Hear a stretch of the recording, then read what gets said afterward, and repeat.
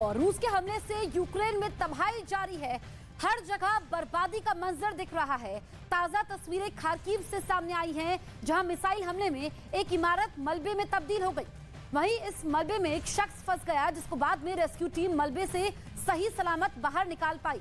दो तस्वीरें आपके सामने हैं। खार्किव में मलबे में शख्स फंसा हुआ था, जिसके बाद उसको रेस्क्यू टीमों ने सकुशल बाहर निकाला।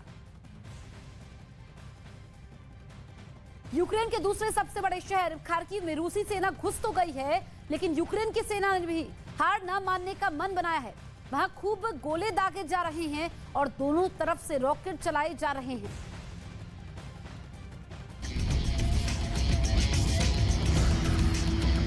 यूक्रेन के खार्किव शहर में भीषण रण हुआ। ऐसा नहीं कि हमले सिर्फ रूस ही कर रहा है। खार्किव शहर की सड़कों पर भीषण जंग जारी है। यूक्रेन के दूसरे सबसे बड़े शहर खार्किव में रूसी सेना घुसने में कामयाब हो गई, लेकिन यूक्रेन ने मोर्चा थाम रखा है। गोले के जवाब में गोला और रॉकेट के जवाब में रॉकेट चल रहे हैं, जिसका सबूत है ये रूसी टैंक। अतिक्रमण, अधिकार और अहंकार से उपजे हालातों में वोलोदिमीर ज़ेलेंस्की के यूक्रेन ने वर्चस्व की लड़ाई में सिर उठाना शुरू कर दिया है। यूक्रेन के जाबाज अपनी सरहद की सुरक्षा इस तरह कर रहे हैं। जंग शहरों में उतर आई है। गली गली गोलियों का शोर है। कभी रूस कहता है कि उसके कब्जे में कई शहर हैं, तो यूक्रेन दावा करता है कि उसकी सेना का जोर है, जिसका दर्द यूक्रेन के राष्ट्रपति लगातार साझा कर रहे हैं। जर्मनी की संसद को ज़ेलेंस्की ने बताया कि कैसे 3 हफ्तों में रूस की बमबारी ने यूक्रेन में हर तरफ तबाही ही तबाही मचाई है। वर्चुअल मैसेज में ज़ेलेंस्की ने यह भी जताया कि कैसे पश्चिमी देश उनकी मदद कर सकते हैं, लेकिन वो कर नहीं रहे, चाहे वो नो फ्लाई जोन हो या फाइटर जेट्स की मांग। रूस की लगातार बमबारी के बीच यूक्रेन इस वक्त खुद को बहुत ठगा हुआ महसूस कर रहा है। До вас після 3 тижнів повномасштабного вторгнення російських військ в Україну. Після 8 років війни на сході моєї держави, на Донбасі. Звертаюсь до вас, коли Росія бомбардує наші міста, руйнуючи усе, що є в Україні. Це житлові будинки, лікарні, школи, церкви. Це ракетами, авіабомбами, реактивною артилерією.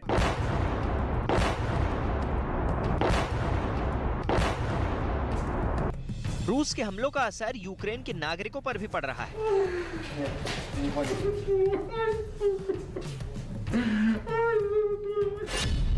यूक्रेन में अब तक 30 लाख से ज्यादा लोग देश छोड़ चुके हैं। सबसे ज्यादा करीब 18 लाख लोगों ने पोलैंड में जाकर आसरा लिया है। रोमानिया में करीब 4.25 लाख, तो वहीं हंगरी में 2.5 लाख से ज्यादा लोग हैं। स्लोवाकिया में करीब 2.25 लाख, मोल्दोवा में करीब 3.5 लाख लोग पनाह लिए हुए हैं। वहीं रूस में भी करीब 1.5 लाख पहुंचे हैं और बेलारूस में भी यूक्रेन के रेफ्यूजीज हैं। The exercise was undertaken at a time when military action. विदेश मंत्री एस जयशंकर ने राज्यसभा में यूक्रेन की स्थिति पर बयान दिया, जिसमें उन्होंने ऑपरेशन गंगा के तहत 22,500 भारतीयों को भारत वापस लाए जाने की बात कही। भारतीय विदेश मंत्री ने अपने बयान में खासतौर पर खार्किव की चुनौती का जिक्र किया, क्योंकि वहाँ निरंतर गोलीबारी और हवाई हमले हो रहे हैं।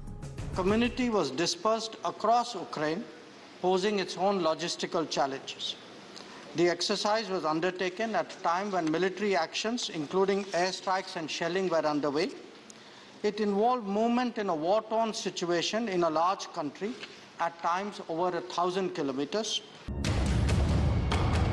अंतर्राष्ट्रीय स्तर पर प्रतिबंध और बातचीत के जरिए रूस पर दबाव बनाने की हर मुमकिन कोशिश की जा रही है, ताकि वो यूक्रेन के खिलाफ फौरन अपनी सैन्य कार्रवाई रोक दे।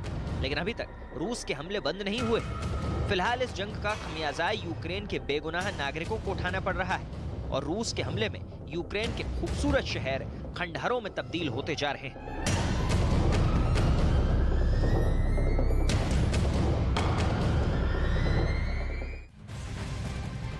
जंग के बीच यूक्रेन को दुनिया के देशों से मदद जारी है। अमेरिका, ब्रिटेन समेत कई देश हथियार के साथ साथ खाने पीने का सामान भी और दवाइयों को भी मुहैया करवा रहे हैं। वहीं डेविड कैमरून भी यूक्रेन की मदद के लिए पोलैंड बॉर्डर जा रहे हैं, जहां वो रेड क्रॉस सोसाइटी को राहत सामग्री मुहैया करवाएंगे। पीएम कैमरून अपने 2 सहयोगियों के साथ पोलैंड बॉर्डर जा रहे हैं। तो इस वक्त मदद जारी है यूक्रेन को पड़ोसी देशों की तरफ से और खबर ये आई है कि अब कैमरून अपने 2 सहयोगियों के साथ पोलैंड बॉर्डर जा रहे हैं, जहां पर वो राहत सामग्री पहुंचाएंगे। डेविड कैमरून यूक्रेन की मदद के लिए आगे आए हैं, पोलैंड बॉर्डर जा रहे हैं। वो रेड क्रॉस सोसाइटी को राहत सामग्री मुहैया करवाएंगे। आज युद्ध का 24वां दिन है, रूस यूक्रेन युद्ध का 24वां दिन, और वहां से सिर्फ और सिर्फ तबाही की तस्वीरें सामने आ रही है।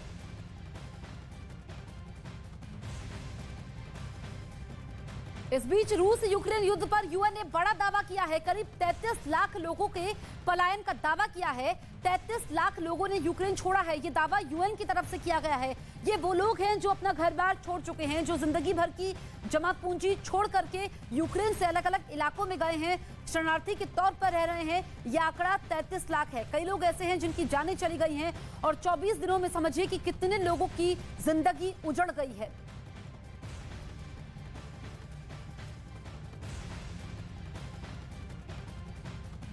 रूस यूक्रेन युद्ध का 24वां दिन है और कीव में रूस की जबरदस्त बमबारी जारी है।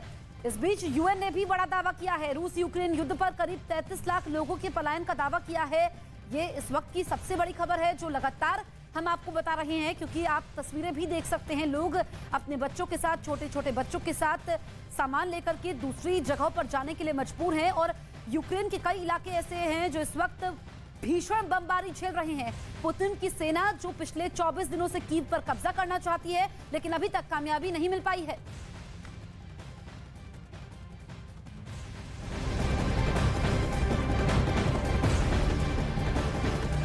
इस वक्त की एक और बड़ी खबर आपको बता दें, महायुद्ध ब्रेकिंग। रूस यूक्रेन का आज 24वां दिन है और महायुद्ध ब्रेकिंग हम आपको बता रहे हैं। कीव में रूस ने जबरदस्त बमबारी की है।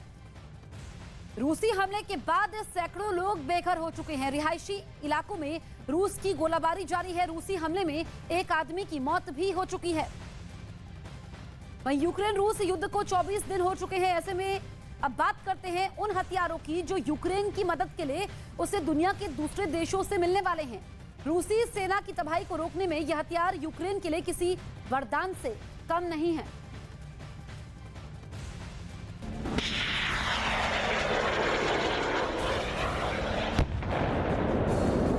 अब देखिए वो हथियार जो यूक्रेन की सेना को मिलने वाले हैं और जेलेंस्की के लिए ट्रम्प कार्ड साबित हो सकते हैं। ये है switch blade kamikaze drone. America ऐसे 100 ड्रोन दे रहा है। दूसरा है ब्रिटेन का star streak air defence system, जिसकी रेंज 7000 मीटर तक है। सबसे पहले बात करते हैं स्विच ब्लेड ड्रोन का, जो एक छोटे लॉन्चर के साथ कहीं भी एयरबॉर्न किया जा सकता है।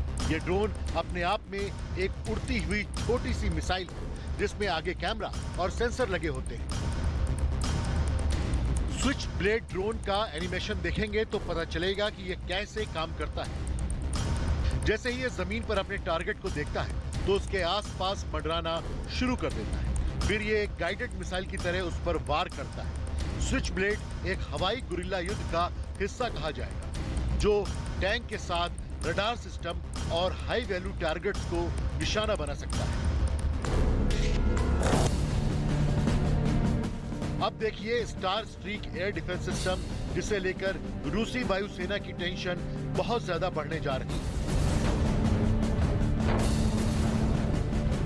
स्टार स्ट्रीक की एयर डिफेंस मिसाइल आवाज से 3 गुना रफ्तार से चलती है और ये 7000 मीटर के दायरे में हेलीकॉप्टर, ड्रोन और किसी भी फाइटर जेट को गिरा सकती है। अभी ये सिस्टम यूक्रेन में डिप्लॉय नहीं किया गया है, लेकिन जब यूक्रेन की सेना इससे लैस हो जाएगी तो रूस के लिए कीव और खार्किव जैसे शहरों पर बमबारी करना बहुत खतरे वाला मिशन बनना तय है।